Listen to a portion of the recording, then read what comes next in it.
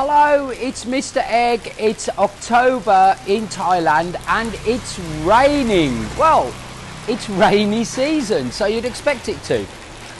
But I want you to know, if you've never been to Thailand before, it doesn't rain all the time. You usually get one of these kind of tropical showers and then things go very sunny and tropical again. But what happens if you get caught in one of these rain showers? What's the best thing to do? Have I got any advice for you if you get caught in the rain? Well, yes, I have. So I'm going to give you 5 tips for you to do if you get caught out in a shower. But that's a bit of a negative video. So I thought, how about I give you 5 tips about how to conquer and how to survive the tropical heat, which is what it's like here 95% of the time. So 5 tips for the rain, 5 tips on how to survive the heat. Let's go. So let's start with the rain, and we've come here almost at the top of the observation point here in Pattaya at the meteorological centre where the Thais gather all the data for the weather. Now, first point I wanted to say about the rain, and this is point number 1, is look around you. Look at what the locals do when it comes to the rain. It's worth pointing out that a lot of the people here in Pattaya are transient people.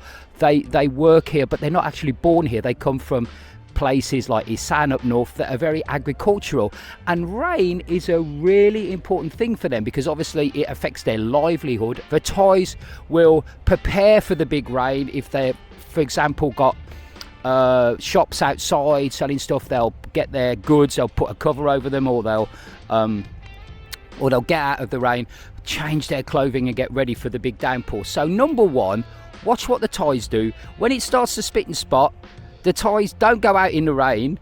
They come away, they prepare for the big downpour, and they get ready where they are to take cover. Number 2, and we're talking about footwear, and yes, shoes. If you like expensive shoes, if you've got some really nice fashionable shoes that have cost you a lot of money, maybe a sports shoe or a formal shoe, do not go out in those shoes if it is going to rain, because I can absolutely guarantee that they will get ruined. I was talking to a lady who works in a shoe shop a few years ago, and she said during the rainy season is most of their sales because people's shoes just get ruined by the rain, and they have to go into a shop and buy new ones.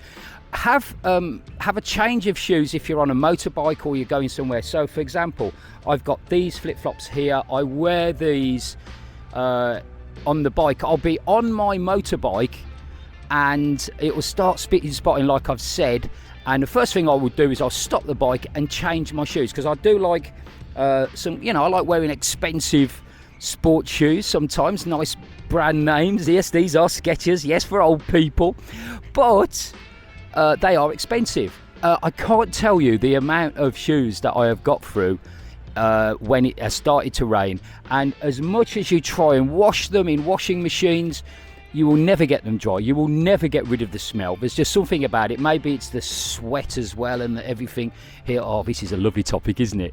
So if you have shoes, expensive shoes, either just stay indoors when it starts to rain or take them off. And even I would say, think of the possibility, if it's a short walk to a car or something like that, go barefoot.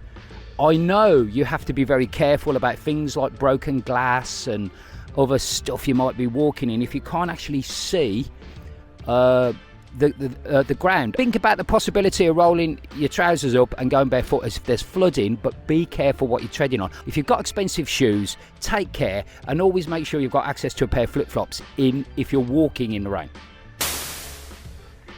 Point number 3, and we're talking about if you are in a bar or if you will get caught out and about in the evening and it starts to rain. Well, people say this is really bad for the bar owners like me. I've got 2 bars, by the way, on Soy Diamond. Yes, you knew that was coming, didn't you?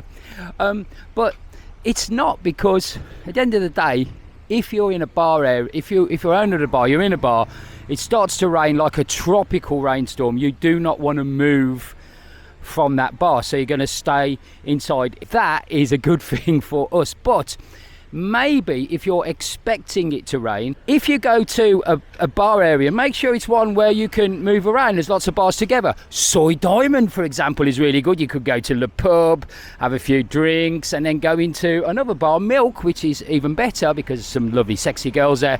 When you are sitting in the bar and it rains, you will see all of a sudden the local economy coming to life, because you will get these ladies who are selling umbrellas and what we call in the UK pack-a-macs, you know, those Macintoshes that go over your entire body.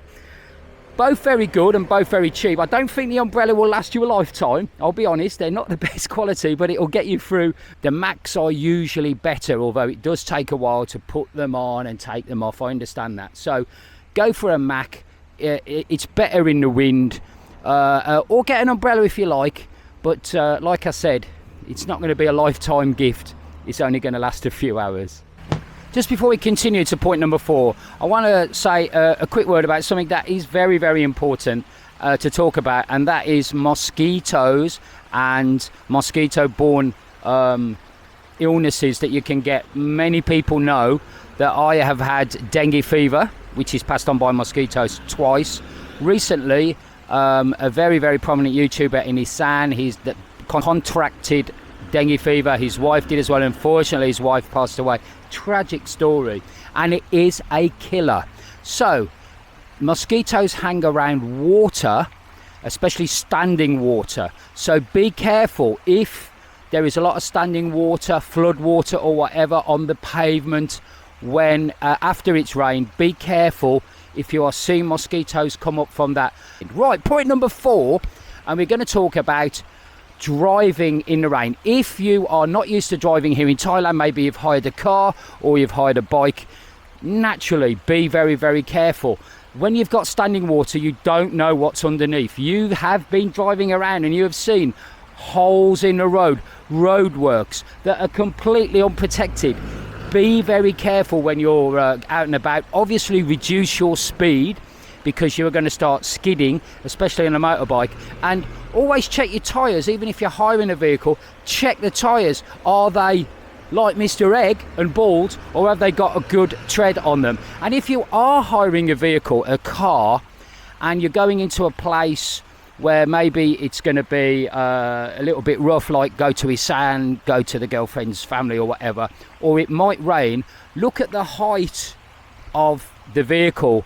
Is that going to be a problem if it's a low vehicle? Like, you wouldn't hire a sports car over here in Thailand because they're so low down on the ground, and as soon as it starts raining and flooding, that car is going to have all sorts of problems. So look at that feature of the car before you rent it, and generally when driving, be really, really careful. And if you do think that it's dangerous, and you will, if there's a tropical storm and you've never driven through one before, best idea for me, find somewhere reasonably high up and just park and wait for the storm to pass.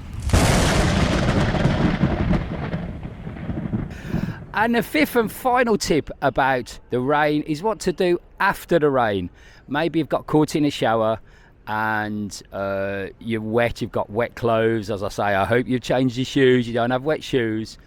But do what the locals do. Going back to point 1, listen to what the locals do. They're used to this weather, they're used to this climate, and they will tell you, even if you've just got in a tiny little bit of water, they will tell you, take a shower. The rain is dirty here. And to some extent they're right. There is a very big lot of petrochemical works going on down in Rayong, and it is pretty bad rain when it rains here. There is a lot of dirt and stuff in there. And take a shower. Trust me on this. If you don't listen to anything else I've told you, listen to this one. After you've been in the rain, take a shower, wash it off. Because if you don't, and the locals will tell you this, you will get a cold. And every single time I've been Mr. Big Man and I haven't took a shower afterwards, guess what? The next day I woke up and I've got a cold, and the lady you're with will start pointing a finger and wagging at you and saying, I told you, listen to me. So please, point number 5, the most important one, if you get wet, wash it off, take a shower. Just do it anyway, just to shut her up, right? Right, those are 5 things to do in the rain. But hey, let's think about positive things. What about if you come here for the first time, or you're not used to this really hot tropical weather right by the equator?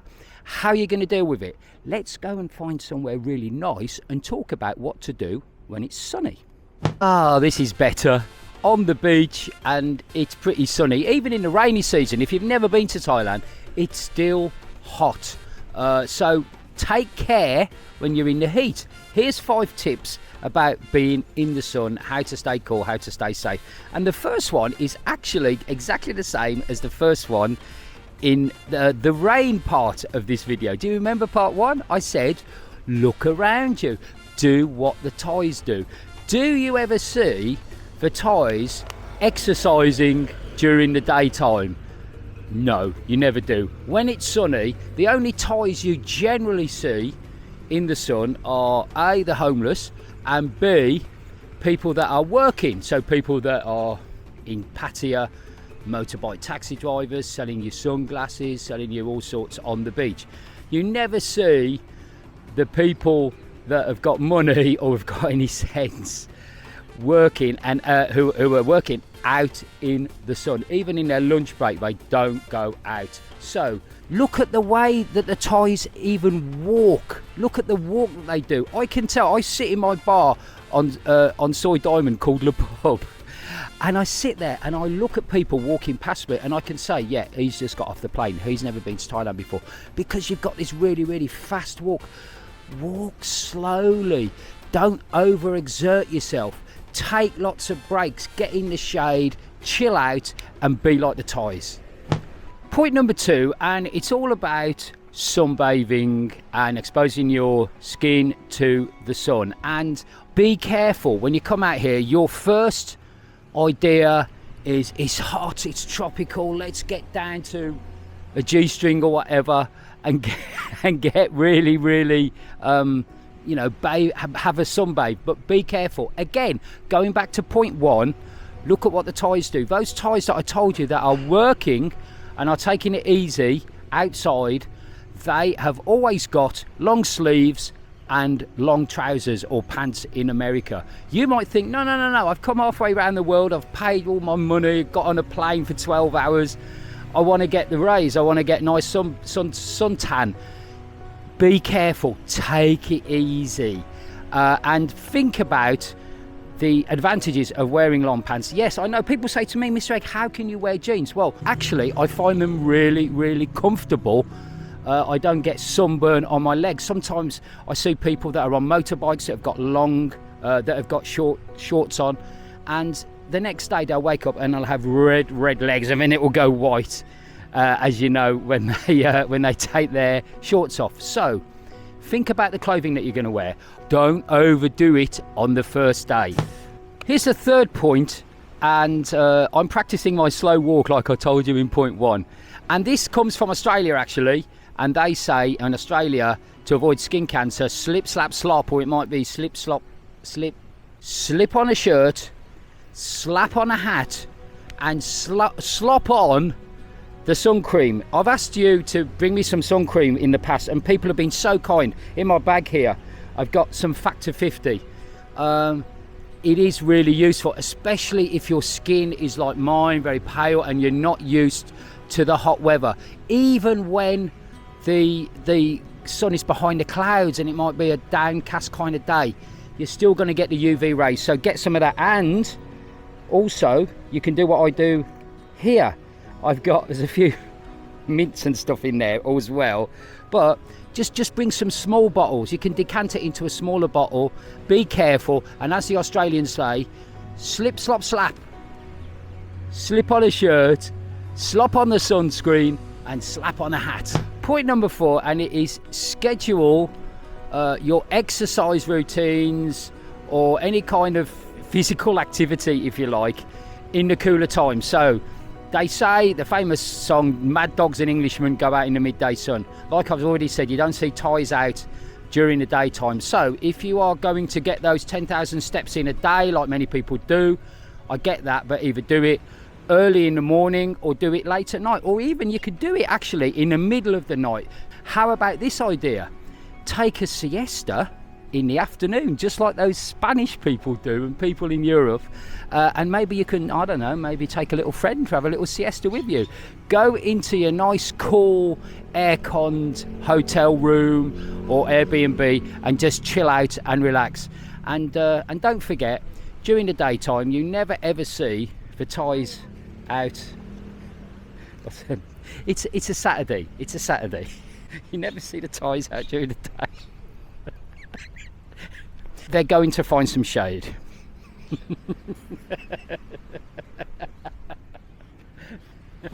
Well, it's been a funny video if nothing else. Here's my final point on handling the sun, and that is, like I said, when it rains, go and have a shower after you've been exposed to the sun. The Thais take at least 2, sometimes 3 showers every day, and it's something that is going to be a culture shock for you when you come from the west to the Far East here.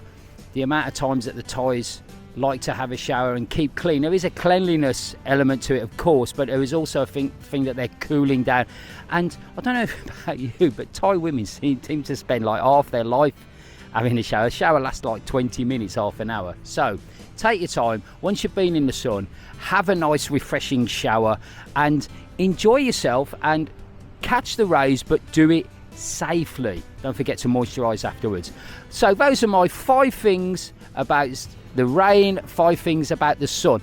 Now I'm a bit different. I'm a bit special. I really don't. I've been here 15 years and I really hate the sun, right?